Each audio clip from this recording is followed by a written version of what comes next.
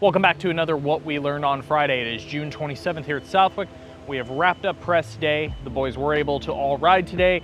We do have some inclement weather in the area, which we'll get into along with scheduling tomorrow, and quite a slew of updates. So yeah, first off, no rain today, 20 to 30% chance of rain pretty much all day tomorrow. So hopefully it comes in the morning. We'll have to wait and see. The other big one is 450s are going first tomorrow. So free practice, time qualifying, Moto 1, Moto 2, you'll see 450s first, so don't be shocked if you tune into Race Day Live or into the Motos and wonder what the heck did I miss 250s? Nope, 450s are going first. Bunch of injury updates. Justin Barsha, Rockstar Energy Gas rider, is returning this weekend. We actually saw him shortly before Fox Raceway, before the opener of the season at Glen Helen riding. It was one of his first days back. He tried to put in a full day. Still had a lot of pain in his knee, ended up taking a couple more weeks off to just go through rehab with Doc G, stay out in California. Got back on it the last 2 weeks. He's making his return. From talking to him, just seems like expectations are low. I would say he's ready to race, but he also doesn't seem like he's super prepared. He's just out here to get it done and get some time in. He said honestly he could have taken more time off, but again, you can check that out in our press day interviews from today. A couple injuries, of course. Caden Minier, the Monster Energy Yamaha Star Racing rider, is out. He has a UCL injury, so thumb tear. Again, that's just been a common one. It actually happened the second moto at High Point. He took a week off. They tried to ride this week, found out that it was actually damaged, so he is going to be getting that fixed. They hope he will be back for the SMX races at the end of the season, but he will be missing Loretta Lynn's. Drew Adams is also out for this weekend with a hand injury. Also had it happen at High Point. We saw him after the race. He wasn't sure how bad it was.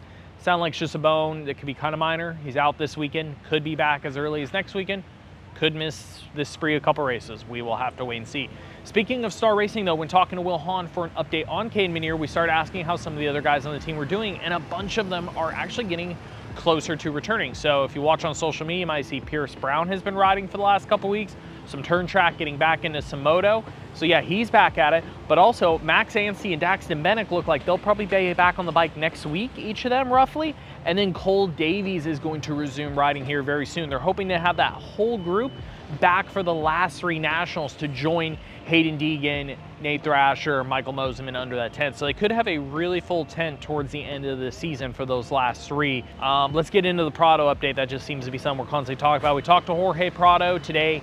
Not a lot of information from him, just kind of very guarded at the moment, but we went over and checked in with the team to see what all the work they did at Club MX during this break. They basically said, you know, what was the biggest change on the bike or the biggest area of focus, and they just said everything. I know they went through 3 different engines in their testing there. I don't mean go through them like Sun M, just like they tried 3 different specs while they're there, and they have another spec coming next week, so they're doing a lot of progress there.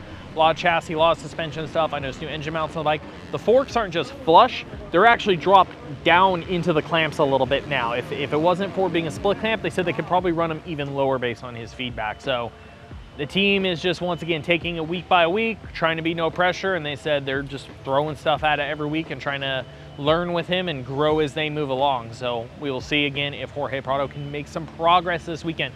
Speaking of the break week, 2 other riders we spoke to in our press day interviews was Hayden Deegan and Eli Tomac.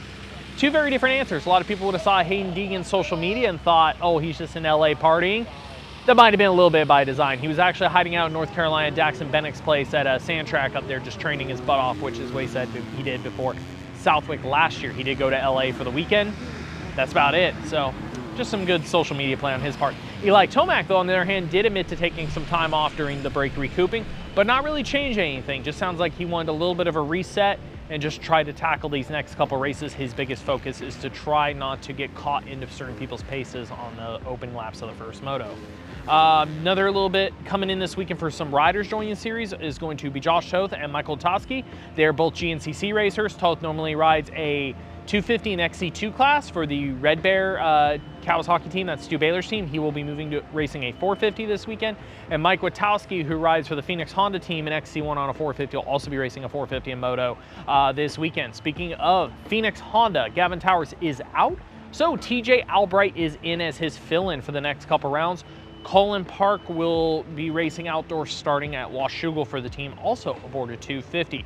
Another added one is another MXGP related guy, Cornelius Tondel. He rides for the JWR Honda team. They're a Swedish-based Honda team that has brought over guys usually every year, every other year to do a couple nationals. There's kind of that Swedish connection with Lars Lindstrom running the HRC Honda team. They helped him pit out the side. They're getting, you know, a bike. They brought some parts to throw on it. So Tondal's going to be racing the next 3 rounds, and he's considered a pretty good sand guy. So for fantasy guys out there, whether you're playing Vital Fantasy or Pulp Fantasy, maybe keep an eye on Tondal to put him on your team tomorrow. There's always a slew of New England locals trying this race, and this weekend is without a doubt a normal there. But one of them is Tony LaRusso. I believe Tony is 52, 53 years old, somewhere in that range. He has raced Southwick 18 times. I believe this will be his attempt at making the field for the 19th time. He tried last year on the 250s with him going first. Qualified in time qualifying 40th, so he had to go to the LCQ and didn't make it in. He's on a 450 this year, so he'll be in that B practice trying to get it in right as they drop. Last thing, Coonan update. As we've already mentioned, they are not here. There is some rumblings that they may still try to make it for Red Bud next weekend, but after talking to the US side of Red Bull KTM today, we kind of doubt that. You never know what could happen, but it doesn't seem like the resources and the timelines are going to work out. Some comments there just about very, very late timing on their part is kind of the main reason we've been given, compared to like when Jeffrey Herlix came over a few years ago and there was weeks, if not months, of preparation put into having equipment and everything ready. So again, there was still talk that it could happen, but if we were betting, we would lean a little bit towards less than likely that we see them for Red Bud next weekend. So as always, that's our little Friday fill-in. If you want to throw any thoughts in the comments section below, please do. And as always, thanks for watching here on Vital MX.